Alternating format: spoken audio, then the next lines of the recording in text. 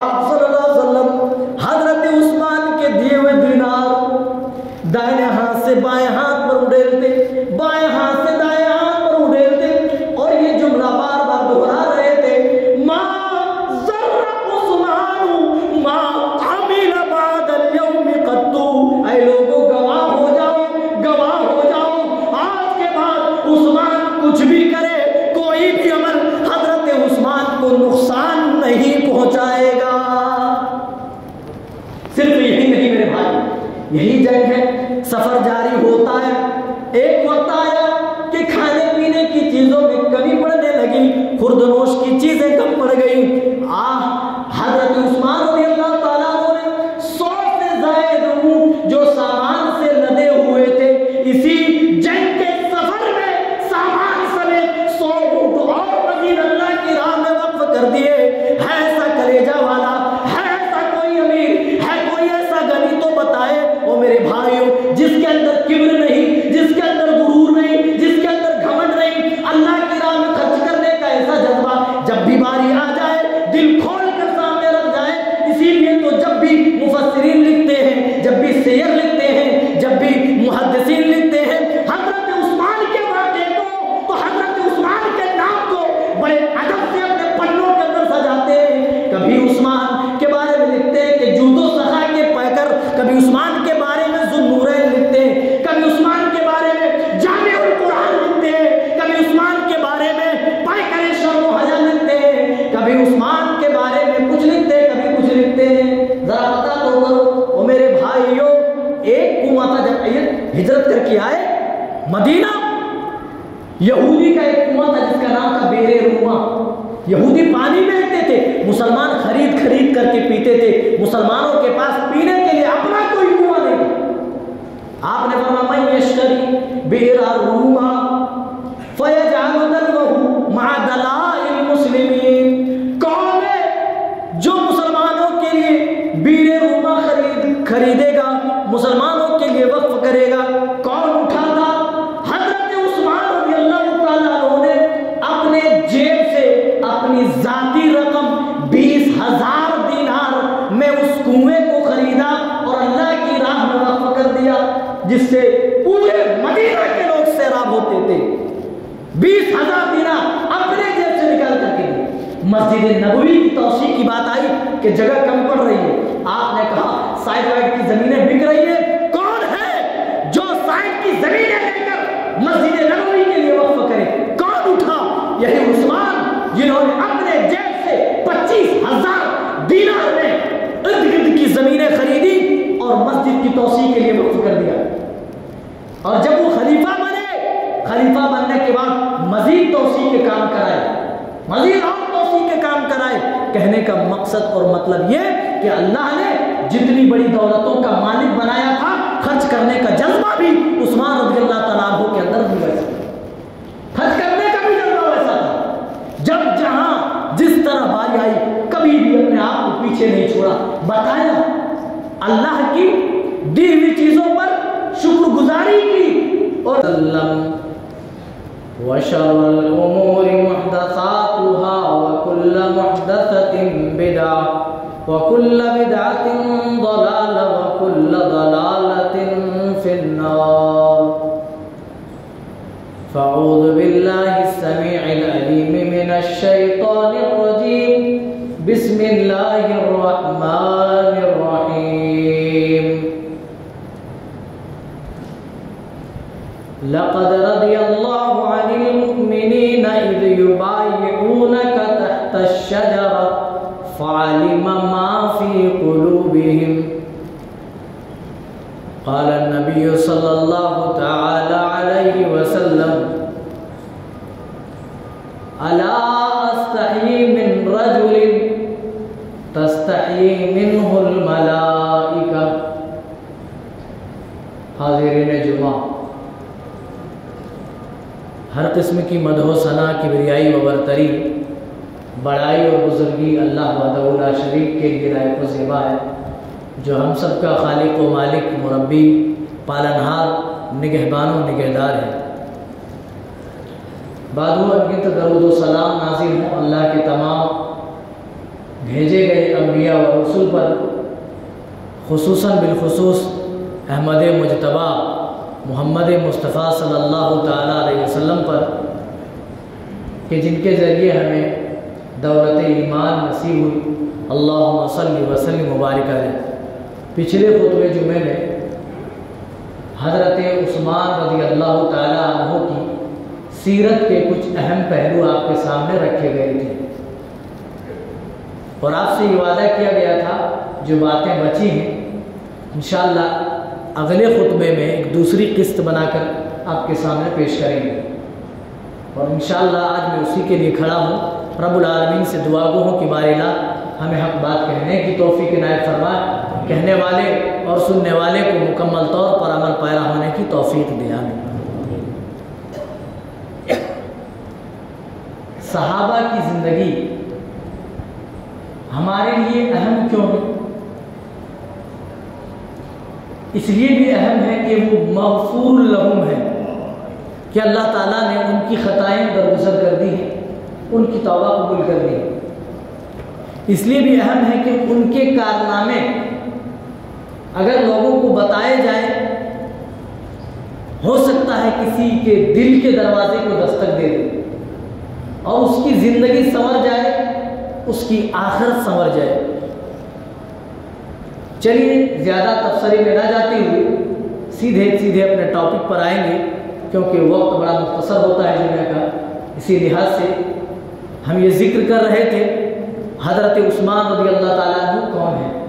मालूम हुआ हज़रत उस्मान रज़ी अल्लाह ताला अन्हु चौथे खलीफा थे, तीसरे खलीफा थे, चौथे नंबर के मुसलमान थे, दामाद रसूल थे और ज़ुन्नूरैन थे, यानी दो बेटियां आपकी निकाह में आई। और कई एक जानकारियां आपके सामने आई हज़रत उस्मान रज़ी अल्लाह ताला अन्हु के ताल्लुक़ से। अब हम सीधे पहुँचते हैं हज़रत उस्मान रज़ी अल्लाह ताला अन्हु की खिलाफत पर। हज़रत उस्मान रज़ी अल्लाह ताला अन्हु खलीफा कैसे हुए? हज़रत उमर फारूक रज़ी अल्लाह ताला अन्हु को फिरोज नामी आदमी, जिसकी कुन्यत अबू लूलू थी, नमाज की हालत में नेज़ा मार करके ज़ख्मी कर दिया। उसी हालत ज़ख्मी में उमर फारूक रज़ी अल्लाह ताला अन्हु ने सोचा कि अगर उम्मत को सही डगर न दिखाया जाए, सही राह पे न लाई जाए, तो हो सकता है कि उम्मत में आगे चलकर इख्तिलाफ हो जाए। इसीलिए 6 लोगों की बेंच बनाई, 6 लोगों की कमेटी बनाई। उनमें हज़रत उस्मान है, उनमें हज़रत अली है, उनमें हज़रत अब्दुर्रहमान बिन औफ है, उनमें हज़रत साद बिन अबी वक़ास है, उनमें तलहा भी हैं और उनमें ज़ुबैर भी हैं। इन 6 लोगों की हज़रत उमर फारूक ने कमेटी बनाई और कहा, लोगों मेरे इंतकाल से पहले इन 6 लोगों में से किसी एक को खलीफा मान लो, किसी एक को खलीफा बना लो। और जब तक खलीफा मुकर्रर नहीं हो जाता, हज़रत सुहैब रूमी रज़ी अल्लाह ताला अन्हु लोगों की इमामत कराएंगे। और लोगों हज़रत सुहैब रूमी से एक बात याद है। देखिए अल्लाह ताला जब किसी को ईमान की दौलत से नवाजता है तो हज़रत सुहैब मुल्क रूम से चल कर आ रहे हैं और इस्लाम कबूल कर रहे हैं। और अबू तालिब आपके घर में है, अबू जहल आपके शहर में है, अबू लहब आपके शहर में है, लेकिन ईमान नसीब। बिलाल रज़ी अल्लाह ताला अन्हु हबशा से चल कर आ रहे, ईमान की शीतल छाए में जगह ले रहे। हज़रत सुहैब रूमी मुल्क रूम से चल कर आ रहे हैं। कितने ऐसे सहाबा जो दूसरे ममालिक से आए, चल कर आए और उन्होंने ईमान की दौलत कबूल की। पता ये चला ईमान अल्लाह की तरफ से नसीब होता है, अल्लाह ताला की तरफ से हिदायत मिलती है। हज़रत सुहैब रज़ी अल्लाह ताला अन्हु रूम के रहने वाले थे। उमर फारूक रज़ी अल्लाह ताला अन्हु ने ये हिदायत की, आए सुहैब रूमी, जब तक मुसलमान अपना खलीफा मुंतखब नहीं कर लेते, तुम तब तक लोगों को अपनी इमामत में नमाज अदा कराओगे। और खिलाफत का जो ये प्रोसेस है, उस प्रोसेस की देखभाल, उस प्रोसेस की जो जानकारी लेते रहेंगे, उनमें हजरत मिक़दाद बिन असवद और हजरत तलहा रज़ियल्लाहु ताला अन्हु उमर फारूक ने मुंतखब किया और कहा मेरा बेटा अब्दुर्रहमान भी तुम्हारे मशवरे में शामिल रहेगा, लेकिन मशवरे में तो शामिल रहेगा लेकिन खिलाफत का वो उम्मीदवार नहीं होगा।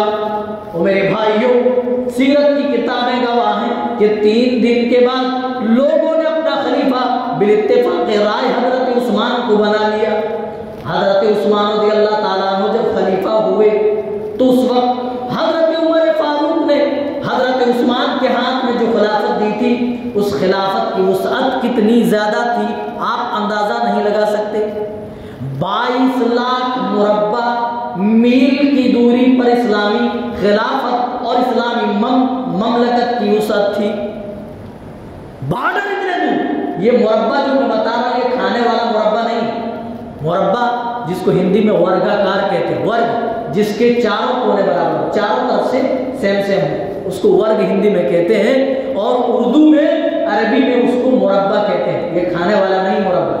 तो 22 लाख मुरब्बा मील, यानी इधर से जाए तो 22 लाख मील, इधर से जाए तो 22 लाख मील, आगे जाए तो 22 लाख मील, पीछे जाए तो 22 लाख मील, चारों तरफ अगर जाए तो चारों तरफ से 22 लाख मील, 22 लाख मील, 22 लाख मील, 22 लाख मील, इतनी दूर तक उमर फारूक रज़ियल्लाहु ताला अन्हु की हुकूमत थी। और इतनी बड़ी हुकूमत और सल्तनत, हुकूमत और खिलाफत उस्मान के हाथ में हजरत उमर फारूक सौंप करके गए।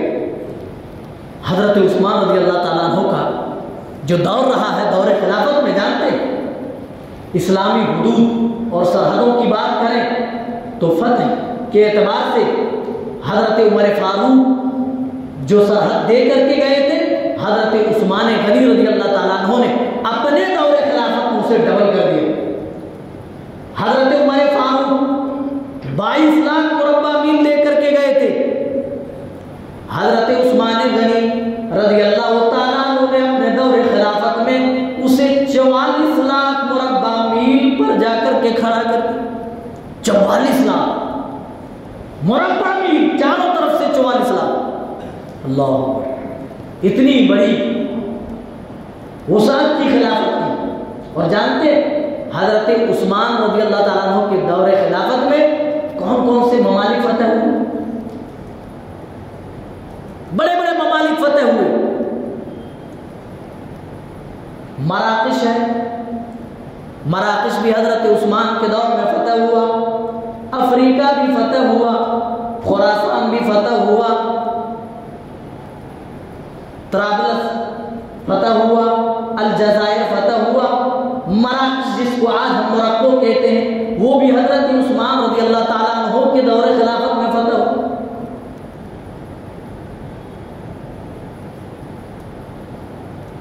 हजरत उस्मान रज़ियल्लाहु ताला अन्हु ही के ज़माने में हजरत अमीर मुआविया जो उस वक्त मुल्क शाम के गवर्नर थे, उन्होंने बार बार हजरत उस्मान से इसरार करके कब्र पर चढ़ाई करने की बात कही। हजरत उस्मान जब भी ये बात सामने आती, ये कहकर टाल देते, ऐ अमीर मुआविया, मैं तुम्हें इस वक्त इजाजत नहीं दे सकता कि तुम कब्र पर हमलावर हो, क्योंकि मुझसे जो सीनियर खलीफा उमर फारूक थे, जब उन्होंने तुम्हें इजाजत नहीं दी तो मैं भला कैसे दे सकता हूं। ये कहकर के बार बार टाल रहे। लेकिन अमीर मुआविया बार बार इसरार कर रहे थे। क्या वो वक्त नहीं रहा, अब वो टाइम नहीं रहा? ऐ उस्मान रज़ियल्लाहु ताला अन्हु, ये जजीरा मुसलमानों के लिए दर्द सर बना हुआ है। अगर इस जजीरे पर हम काबिज नहीं होते तो आगे चलकर ये हमारे लिए बहुत बड़ा नुकसानदेह साबित हो सकता है। चुनांचे हजरत उस्मान रज़ियल्लाहु ताला अन्हु ने अमीर मुआविया की ये शर्त मंजूर कर ली, ये बात मान ली। चुनांचे हजरत उस्मान रज़ियल्लाहु ताला अन्हु ने अमीर मुआविया को 2 बहरी बेड़े तैयार करने का हुक्म दिया था। पहला मौका है हजरत उस्मान रज़ियल्लाहु ताला अन्हु के खिलाफत में इस्लामी फौजें समंदर के अंदर उतरी, बहरे उकियानूस के अंदर उस्मान रज़ियल्लाहु ताला अन्हु ने अपने दौरे खिलाफत में अपनी फौज उतार दी। अटलांटिक ओशियन के अंदर अपनी फौजें उतार दी, बड़े बड़े ममालिक फतेह। हजरत उस्मान रज़ी अल्लाह ताला अन्हु जितने सखी थे, जितने बाहया थे, उसी कदर अल्लाह से डरने वाले थे। और हजरत उस्मान रज़ी अल्लाह ताला अन्हु की शान में, उनकी फजीलत में कई एक अहादीस वारिद है। अगर मैं इस तरह फजीलतों में जाऊंगा तो वक्त ज्यादा लगेगा, इसलिए सिर्फ फजीलत पर एक हदीस में जिक्र करके बात आगे करूंगा। सही बुखारी की रिवायत है, रसूल अकरम सल्लल्लाहु अलैहि वसल्लम उहद पहाड़ पर अबू बकर, उमर, उस्मान के साथ हैं, तो उहद पहाड़ हिलने लगा, उहद पहाड़ हरकत करने लगा। आपने अपना पैर मारा और कहा उस्कुन या उहद, ऐ उहद रुक जा, ऐ उहद रुक जा, थम जा, फलैसा अलैका इल्ला नबियुन, फलैसा अलैका इल्ला नबियुन औ सिद्दीकुन औ शहीदान। ऐ उहद, तुम्हारे ऊपर एक नबी है, एक सिद्दीक है और 2 शहीद हैं।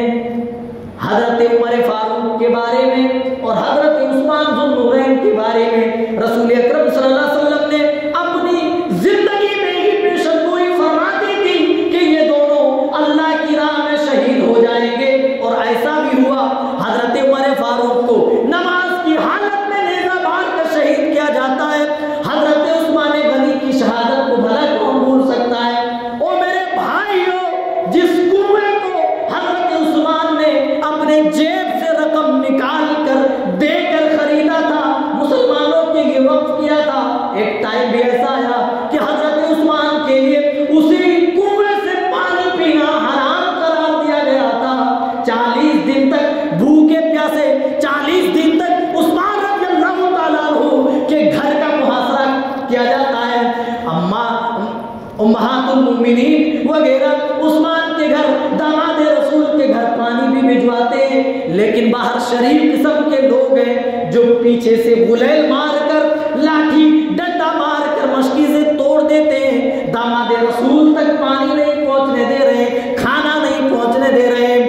सहाबा आपके दिफा में आते हैं, तमाम सहाबा को हजरत उस्मान घर भेज देते हैं। आए नबी के साथियों, ओ नबी के सहाबा, मैं नहीं चाहता, उस्मान को यह हरगिज़ पसंद नहीं कि उस्मान अपने जाती बचाव के लिए किसी दूसरे सहाबी का खून गिराएगा। उस्मान को यह कतई तौर पर बर्दाश्त नहीं है। वो उस्मान थे मेरे भाइयों। हजरत उस्मान के खिलाफ बाज़ लोग प्रोपेगेंडा करते हैं। हाँ जी, अहले सुन्नत में से भी कुछ ऐसे नाअहल लोग हैं जो हजरत उस्मान रज़ी अल्लाह ताला अन्हु के बारे में ज़बान दराजी करते हुए कहते हैं कि हजरत उस्मान अपने ही तरीके पर, जो खिलाफत का जो तरीका था, जो उनका जो सिस्टम था, उस वजह से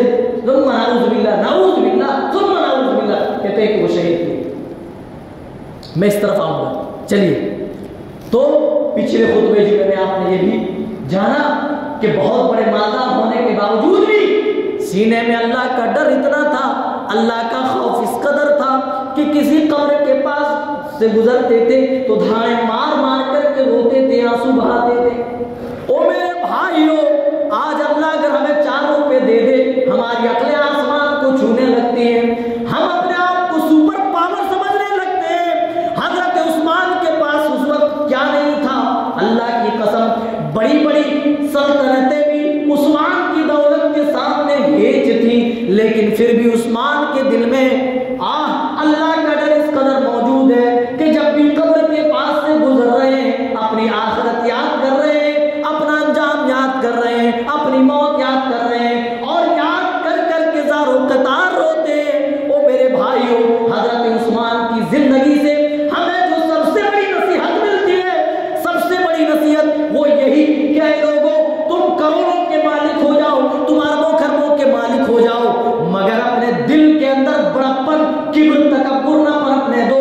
अगर किब्र आ गया, बड़प्पन आ गया, घमंड आ गया, तकब्बुर आ गया, तो अल्लाह की कसम ये तकब्बुर, ये किब्र, ये घमंड, ये गुरूर आपके दिल से अल्लाह का डर निकाल देगा। हजरत उस्मान अरबों खरबों के मालिक थे, लेकिन जर्रा बराबर भी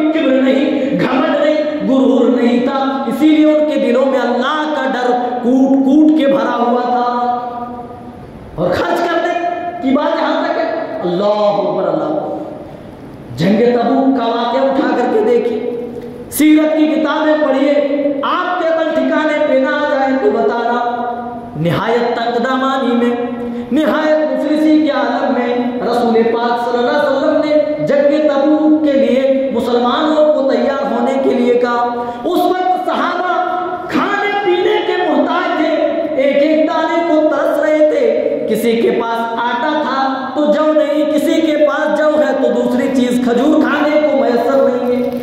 ऐसी हालत में, और आमतौर पर आप डायरेक्शन नहीं बताते थे जंगों की, लेकिन तबूक की वो जंग है जिसमें आपने खुले तौर पर डायरेक्शन बता दिया कि हमें तबूक जाना है, इतनी लंबी मुसाफत तय करनी है। ओ लोगों, अल्लाह की राह में दो, अपना माल जमा करो, अल्लाह तुम्हारे माल चाहता है, अल्लाह की राह में माल जमा करो। यही वो जंग है जिस जंग पर आपने ऐलान किया था माल जमा करो। हजरत अबू बकर अपने घर में झाड़ू देकर जितना जो कुछ था सब लेकर आ गए थे। उमर फारूक इसी जंग के अंदर अपने घर का आधा माल लेकर के आए थे। पूछा नबी ने, अबू बकर क्या लाए हो? कहा अल्लाह के रसूल, जो कुछ मेरे घर में था लेकर के आया हो। कहा अपने घर परिवार के लिए क्या छोड़ा है? कहा अल्लाह उसके रसूल को छोड़ करके आया हो। उमर फारूक तुम क्या लाए हो? कहा अल्लाह के रसूल में आधा माल लेकर के आया हो। कहा अपने घर परिवार के लिए क्या छोड़ा? कहा जितना लेकर के आया हो उतना अपने घर परिवार के लिए भी छोड़ करके आया हो। इसी जंग के ताउन में हजरत उस्मान रज़ियल्लाहु ताला अन्हु का जो ताउन था वो भी किसी से कम नहीं था, किसी से कम नहीं। 940 ऊंट थे। ऊंट उस दौर में ऊंट कितने कीमती हुआ करते थे। आज भी एक ऊंट ले तो मैं समझता हूं भैंस गाय से तो ज्यादा कीमत बनेगी ऊंट की। 940 ऊंट और 60 घोड़े, लाहौर 60 घोड़े, 940 ऊंट और 1000 दिनार नबी के कदमों के नीचे उड़े दिया। हदीस की किताबें गवाह है, आप सल्लल्लाहु अलैहि वसल्लम ने उस 1000 दिनार को अपने हाथों में उठा लिए, आपकी आंखें उसके बाद, और आप सल्लल्लाहु अलैहि वसल्लम हजरत उस्मान के दिए हुए दिनार दाहिने हाथ से बाएं हाथ पर उड़ेलते, बाएं हाथ से दाएं हाथ पर उड़ेलते और ये जुमला बार बार दोहरा रहे थे, मा ज़र्रा उस्मान मा अमिल बादल यौम क़द्दू। ऐ लोगों गवाह हो जाओ, गवाह हो जाओ, आज के बाद उस्मान कुछ भी करे, कोई भी अमल हजरत उस्मान को नुकसान नहीं पहुंचाएगा।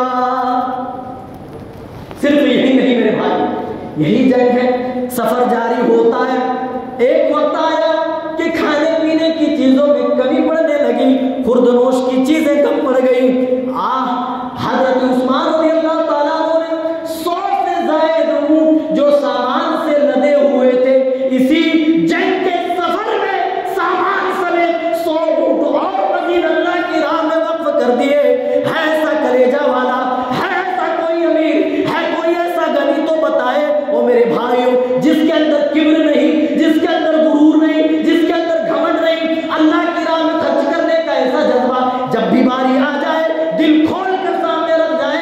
इसीलिए तो जब भी मुफस्सिरीन लिखते हैं, जब भी शेर लिखते हैं, जब भी मुहद्दिसीन लिखते हैं हजरत उस्मान के वाक़े को, तो हजरत उस्मान के नाम को बड़े अदब से अपने पन्नों के अंदर सजाते हैं। कभी उस्मान के बारे में लिखते हैं कि जूदो सखा के पैकर, कभी उस्मान के बारे में ज़ुन्नूरैन लिखते हैं, कभी उस्मान के बारे में जामिउल कुरान लिखते हैं, कभी उस्मान के बारे में पैकर शर्म हया लिखते हैं, कभी उस्मान के बारे में कुछ लिखते हैं, कभी कुछ लिखते हैं। जरा पता तो करो। ओ मेरे भाइयों, एक कुआं था जब हिजरत करके आए मदीना, यहूदी का एक कुआं था जिसका नाम था बेरे रूमा। यहूदी पानी बेचते थे, मुसलमान खरीद खरीद करके पीते थे। मुसलमानों के पास पीने के लिए अपना कोई कुआं नहीं।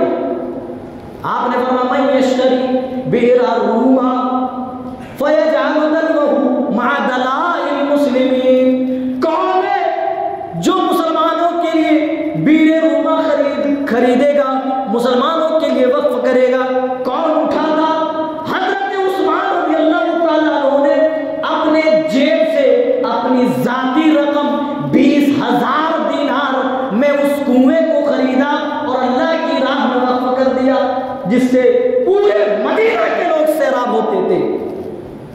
20,000 दीनार अपने जेब से निकाल करके दिए।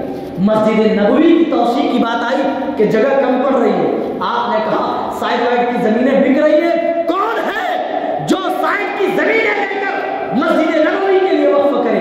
कौन उठा? यही उस्मान, जिन्होंने अपने जेब से 25,000 दीनार में इर्द गिर्द की जमीनें खरीदी और मस्जिद की तौसीक के लिए वक्फ कर दिया। और जब वो खलीफा बने, खलीफा बनने के बाद मजीद तौसीक के काम कराए, मजीद और तौसीक के काम कराए। कहने का मकसद और मतलब ये कि अल्लाह ने जितनी बड़ी दौलतों का मालिक बनाया था, खर्च करने का जज्बा भी उस्मान रज़ियल्लाहु ताला अन्हु के अंदर भी वैसा, खर्च करने का भी जज्बा वैसा था। जब जहां जिस तरह बारी आई, कभी भी अपने आप को पीछे नहीं छोड़ा, बताया अल्लाह की दी हुई चीजों पर शुक्रगुजारी की और लोगों को बताया, आने वाली नस्लों को यह पैगाम दिया कि हाँ मैं अमीर हूं, मैं अमीर हूं, हाँ मैं पैसों वाला हूं, हाँ मैं खरबपति हूं। लेकिन जब भी ये खरबों रुपए, ये अरबों रुपए, ये लाखों रुपए अल्लाह की राह में देने की बात आती है तो मैं खुद को इन तमाम रास्तों में पीछे नहीं रखता। यही कुआं बीर रुमा था, जिस कुएं को हजरत उस्मान के लिए हराम कर दिया गया। जालिमों ने हजरत हुसैन रज़ियल्लाहु ताला अन्हु की शहादत पर मातम करते हैं। यह बताया जाता है कि पानी बंद कर दिया गया था कई रोज तक, जबकि कई रोज तो जंग चली ही नहीं थी। वो कुछ घंटों का मामला था करबला का, लेकिन इसके बावजूद भी कहानियां लोगों के सामने बनाई जाती है ना, कहानियां बनाई जाती है कि पानी बंद कर दिया गया। याकूत हमवी मौजबुल बुल्दान के अंदर लिखते हैं कि अरे करबला की सरजमीन तो निहायत सरसब्जो शादाब है, जरखेज है, 3-4 चश्मे तो खुद उन्होंने फतहुल बुल्दान के अंदर गिनवाए। इसके बावजूद इससे कहानियां लोगों ने बनाए और खलीफा मासूम हजरत उस्मान रज़ियल्लाहु ताला अन्हु 40 दिन तक मुहासरा किए रखा बदमाशों ने।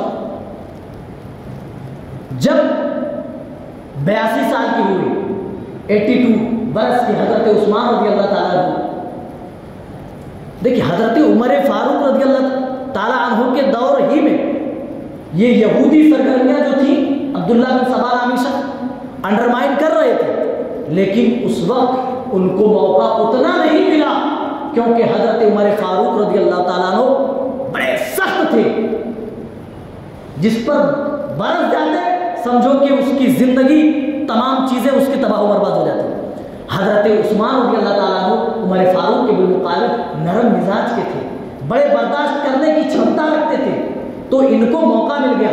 जब 82 साल की उम्र हुई, बुढ़ापे की उम्र को हजरत उस्मान गनी पहुंचे तो अब्दुल्ला बिन सबा नामी एक फितना नमूदार होता है। मैं पहले भी बता चुका हूं कि ये फितना कौन है। इन्होंने मिस्र से इन्होंने फितना शुरू किया और वहां के लोगों को वर्गलाया, हजरत उस्मान के खिलाफ वर्गलाया, उनके गवर्नरों के खिलाफ उकसाया और एक हालत ऐसी भी आई कि पूरे मदीने के लोगों पर उन्होंने धावा बोल दिया और हमला आवर हुए। पूरे मदीने को उन्होंने, उन बलवाइयों ने, उन बदमाशों ने अपने कंट्रोल में ले लिया था। और जिस वक्त हजरत उस्मान रज़ियल्लाहु ताला अन्हु को शहीद किया गया, उस वक्त अक्सर सहाबा सफरे हज पर थे मेरे भाई। हजरत अली रज़ियल्लाहु ताला अन्हु और उस्मान रज़ियल्लाहु ताला अन्हु के दरमियान कुछ बागी लोग, कुछ फितना परवर लोग दुश्मनी बावर कराते हैं। अगर इनके दरमियान दुश्मनी थी तो मैं पूछना चाहता हूं मुवर्रिखीन ने क्यों लिखा कि हजरत सैयदना अली इब्न तला ने अपने 2 बेटों को हजरत उस्मान के घर चौकीदारी करने के लिए उन्होंने मुंतखब किया था कि बेटे कुछ भी हो जाए तुम अपनी गर्दनें कटा देना मगर दामाद रसूल पर आंच ना आने देना। दीगर सहाबा भी आपके दिफा में आते, लेकिन ये कहकर के उनको वापस कर देते कि मैं अपने लिए किसी दूसरे का खून बहाना पसंद नहीं करता। मेरे भाई अक्सर जो सफर हज पर गए हुए थे तो आसानी से ये बलवाई आए और मदीने को अपने कंट्रोल में ले लिया, छत फाड़ करके दाखिल हुए। कभी मौका लगेगा तो शहादत उस्मान रज़ियल्लाहु ताला अन्हु मैं एक अलग टॉपिक इसका बना करके मैं जिक्र करूंगा। ऐसी शहादत है कि रोकते रोकते खड़े हो जाए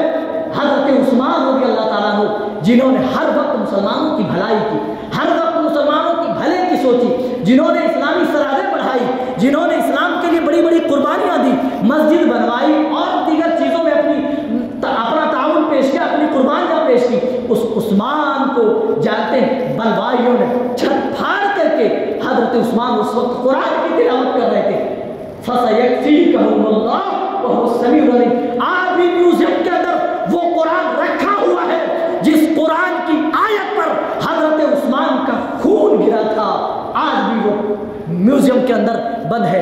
हजरत उस्मान के ताल्लुक से एक और बात मैं जिक्र के बाद खत्म कर रहा हूँ, वक्त हो चुका है। हजरत उस्मान रज़ी अल्लाह ताला अन्हु को जामिउल कुरान भी कहा जाता है। क्यों कहा जाता है? हजरत ज़ैद बिन साबित को हजरत उमर फारूक रज़ी अल्लाह ताला अन्हु ने अपने ही दौरे खिलाफत में ये हुक्म दिया था कि लोग देख, उस जमाने में क्या किसी ने पत्ते में लिख रखा है, किसी ने चमड़े में कुरान की कुछ सूरतें कुछ आयतें लिख रखा है। तो हजरत उमर फारूक ने देखा कि अगर ऐसे ही कुरान रह जाएगा तो कुरान बिखरने का डर है, खो जाने का डर है, कोई सूरत अगर कहीं गुम हो गई तो कहाँ तलाशेंगे। इसीलिए उन्होंने एक जगह, नबी के ज़माने में पूरा कुरान लिख लिया गया था, लेकिन उमर फारूक रज़ी अल्लाह ताला अन्हु ने उन तमाम पन्नों को एक किया और अपनी बेटी हफ्सा को दिया था। उस्मान रज़ी अल्लाह ताला अन्हु ने क्या किया, हज़रत हफ्सा रज़ी अल्लाह ताला अन्हा से वो नुस्खा लिया, नुस्खा लेकर कई कापियाँ उसकी नकल कराई। वजह ये थी कि जो खिलाफत थी उसकी जो वुसाअत थी, मज़ीद उसमें और वुसाअत पैदा हो रही थी। मुख्तलिफ कबीले उसमें जुड़ गए, मुख्तलिफ ख़ानदान जुड़ गए, मुख्तलिफ ममालिक जुड़ गए, मुख्तलिफ बोलियाँ आ गई, मुख्तलिफ रस्म व रिवाज आ गए, मुख्तलिफ तौर तरीक़े आ गए। तो हज़रत उस्मान गनी रज़ी अल्लाह ताला अन्हु ने सोचा कि लोग अगर इस तरीके से अपनी अपनी बोलियों में अगर कुरान लिखने लगें, अपने अपने लहजों में कुरान अगर तिलावत शुरू कर दें, फिर तो उम्मत में कुरान पढ़ने पर भी इख्तिलाफ हो जाएगा। चुनांचे हज़रत हफ्सा रज़ी अल्लाह ताला अन्हा से उस्मान रज़ी अल्लाह ताला अन्हु ने वो नुस्खा मंगाया और कई कापियाँ कराई और दुनिया के मुख्तलिफ ममालिक में जहाँ तक हज़रत उस्मान रज़ी अल्लाह ताला अन्हु की ममलकत सल्तनत थी, वहाँ तक ये नुस्खे बंटवाए ताकि उम्मत कुरान के दरमियान इख्तिलाफ न करें। एक बड़ा कुरान को जमा करने में हज़रत उस्मान रज़ी अल्लाह ताला अन्हु का रोल रहा है। इसीलिए हज़रत उस्मान रज़ी अल्लाह ताला अन्हु को जहाँ ज़ुन्नूरैन, जहाँ जुद व सखा के पैकर, जहाँ शर्म हया के पैकर, वहीं पर जामिउल कुरान कहा जाता है। अल्लाह ताला हम तमाम को सही समझता फरमाए। कहने सुनने से ज़्यादा हम तमाम को अपनी ज़िंदगी में की तौफीक दे। अल्लाह तमाम सहाबा से अल्लाह हमें मोहब्बत करने की तौफीक इनायत फरमा। हज़रत उस्मान रज़ी अल्लाह ताला अन्हु के तई जो प्रोपेगेंडा लोग फैलाते हैं, अल्लाह उन्हें भी हिदायत नसीब फरमा, उनके दिल में भी तमाम सहाबा की अज़मत व मोहब्बत डाल दे। अल्लाह हम तमाम के दिलों में सहाबा की अज़मत व मोहब्बत ता क़यामत जिंदा बाकी रखना। अल्लाह हमें सहाबा के साथ उठाना, अपने नबी के साथ उठाना। अल्लाह जब तक जिंदा रख दुनिया में ईमान